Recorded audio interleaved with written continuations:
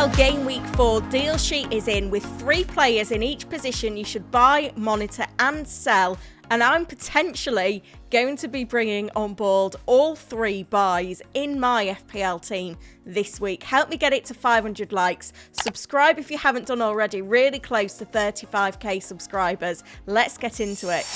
Starting off with forwards this time out then, and on the sell list is Fulham's Muniz, who's already had around 200,000 transfers out. He's a player in my squad who has been frustrating because he's simply not looking like the best budget forward when you compare him with the likes of João Pedro, Wissa and Chris Wood. 3 consecutive blanks from him so far this season, and he fails to play 90 minutes. Jimenez is breathing down his neck for a start, which is a concern when he's prone to those early substitutions. He has had 11 shots on goal so far in this campaign, but only 4 on target, just the 1 big chance. On the monitor list is Arsenal's Kai Havertz. The 8.1 million forward is in around 18% of sides. He's being bought and sold in equal measure this week, certainly dividing opinion. I imagine the reason why a lot of managers are selling is because of the next 2 fixtures, Spurs away and City away. But you shouldn't be put off. In the Spurs game last season, Havertz managed a goal and an assist for 13 points. The trip to the Etihad did result in a 0-0 draw, so he didn't get anything from that game. But he's now undisputed in the centre forward position for Arsenal. Gabriel Jesus recovering from an injury. We know how incredible he was in this position last season, and crucially he comes in around 2 million cheaper than Saka, so he is that little bit easier to afford. Now, I did acquire the services of Havertz in the Sleeper FC draft in the international break for the draft of legends against some of the biggest names in the FPL community. I got him on my 2nd pick in the Snake draft. I was 9th pick, so I got him in my 2nd pick. One of those precious forwards that are very difficult to come by in Sleeper, and a great long-term hold this season.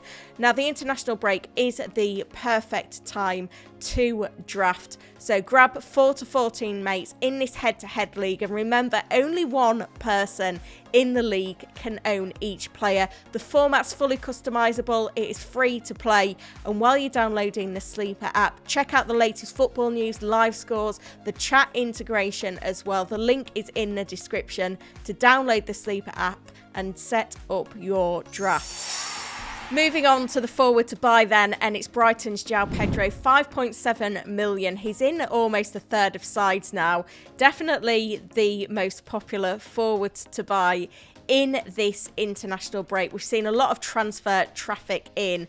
Over 750,000 transfers in. He's definitely a popular pick. The only concern is that we thought he was going to get the international break off, and then he got a late call up to the Brazil squad, so it could be late back. However, he has the form, he's got a couple of goals this season, played 90 in the last 2 games, and he's got the fixtures as well. The next 2 couldn't be much better for Brighton, with Ipswich at home followed by Forest at home. He's on penalties as well. He has been a little bit fortunate to get those returns, and there is some good squad depth at Brighton, so there are a few little concerns to look out for. But if you're looking for a player in this price bracket, then João Pedro is definitely the one to get. Moving on to midfielders then, and on the sell list, regrettably, it's Newcastle United's Anthony Gordon. 7.4 million. He's already had a price drop. He's in 18.2% of sides. 3 away games in the next 4 doesn't suit him. He was sensational at St James's Park last season, but in terms of his returns on the road, they're not great. And it feels too much now to have a double up on the Newcastle attack if you're an Isak owner as well. And the trouble is, he's been playing on the right flank and Barnes has been playing on the left flank, and he's just not as potent out on the right. Just the 1 goal so far this season. I think he's justifying the 250,000 sales he's seen so far. On the monitor list, also in a similar price bracket, is Brentford's Brian Mbeumo. He's risen in price to 7.1 million. He's in around 8% of sides. 250,000 managers have bought him this week. But I think you ought to wait, because with City away and then Spurs away next, it's not the greatest of entry points. So definitely wait until game week 6, when Brentford's fixtures vastly improve. Now, with Tony gone, it certainly opens up Mbeumo being higher, more direct, more involved in set pieces, including penalties. He's already got 3 goals this season. They have come in the easier home games, though, which is why I think it's useful to wait. Maybe if you're on a wild card this week, you might think, well, I need to get him now rather than wait those 2 weeks. But if you're looking at using free transfers to get there, I think a little bit more patience is needed. Now, on the buy list, a player I have to get in this week is Liverpool's Mo Salah.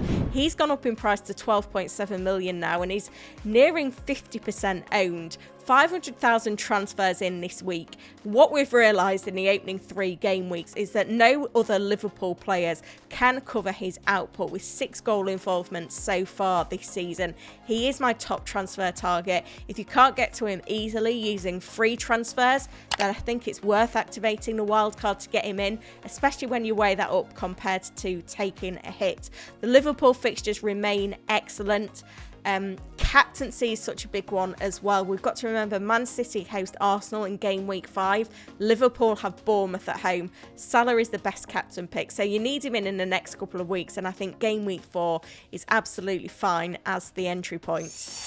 Moving on to defenders then, and on the sell list, another one that could be making way in my team, and I will be sad to see him to go. It's Gvardiol, 29% owned, 6 million. He's just not justifying his price tag, because he is playing deeper with Rico Lewis more advanced on the right flank. He is not the same player playing in the same position that we saw last season, and unfortunately City are conceding sloppy goals, so we're not even getting the clean sheet potential, let alone the attacking threat. We need him to be more advanced. Now, this transfer out does have the potential to punish. If Lewis stops playing, loses his place to Walker, then Gvardiol will be more advanced and we'll all want him back in, but we need to see that happen consistently before we can justify having Gvardiol in our sides. That's why we see 300,000 transfers out for him ahead of game week 4. On the monitor list, another person who is being sold ahead of the game week 4 deadline, who I don't think you should sell, is Spurs' Pedro Porro. Over 200,000 transfers out, being sold ahead of the North London derby. But I believe him to be fixture-proof. We're not owning Porro for his clean sheet potential, let's be honest.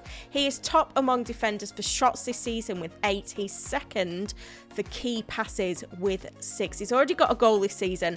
More attacking returns are coming. Spurs have kept a clean sheet as well, to be fair. And the fixtures are okay after this one. So if you really want to, bench him in the North London derby if you've got options from your bench. But then I think you can start him beyond that as well. So certainly be patient on this player who's in around a third of sides. On the buy list though, the player that was on the monitor list last week, Rico Lewis of Man City, continues to start on that right flank, continues to be advanced, almost 500,000 transfers in. There is a risk that Pep Roulette will play and Lewis will find himself benched, but I do feel like Walker maybe will be the Champions League player for Manchester City this season. He is Lewis, the most attacking of their defenders this season. He's already had 2 big chances on goal.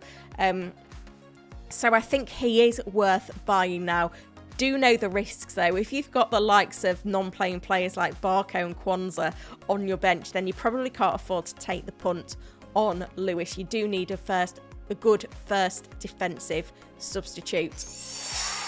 Here's the deal sheet in full then. Remember to check out the Sleeper app and do a draft this international break with your mates using the link in the description for this one. I'm so excited to be playing in their draft of legends. I've got FPL General this week and Troops FC, so hopefully a good result from Havertz in the North London derby will definitely help me out there. And if you have enjoyed this one, let's get this one to 500 likes. Subscribe, I'm on that road to 35k subscribers, and let me know in the comments your transfer plans for this week, or are you on that wild card? Thank you for watching.